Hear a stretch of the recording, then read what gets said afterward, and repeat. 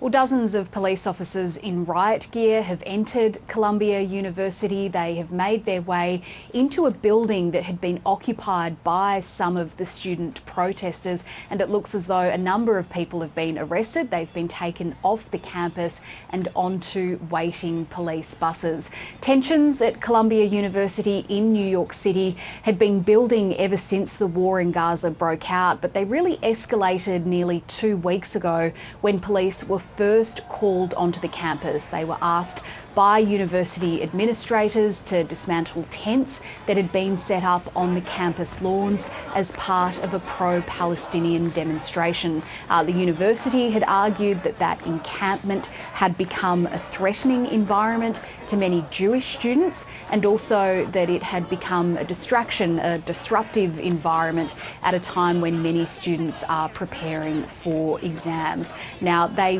warned the protesters yesterday that if they didn't remove those tents by a certain deadline, then they would face being suspended. The protesters refused to leave, though. They argued that they wouldn't leave until the university met their demand of cutting all of its financial ties to Israel. And then things escalated yet again when some of those students barricaded themselves inside one of the campus buildings. The university says that that move left it with no choice but to call police onto the campus grounds, as they've done so tonight. And Jade, as you mentioned, this isn't the first time police have been called onto this campus.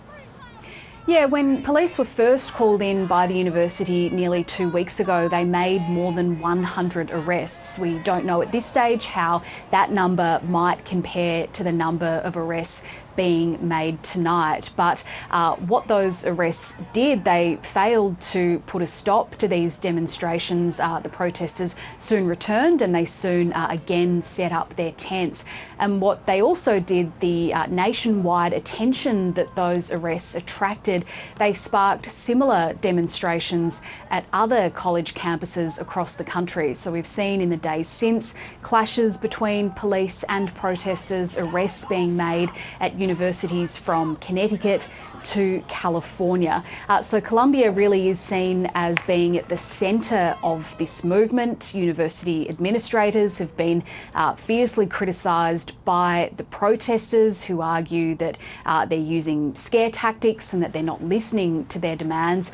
Those same administrators at the same time have been criticised by Republicans in Congress, who say that they have failed to put a stop to these demonstrations. So a lot of attention has been paid to how Columbia is handling this, and there will be significant fallout from this decision that it's made this evening.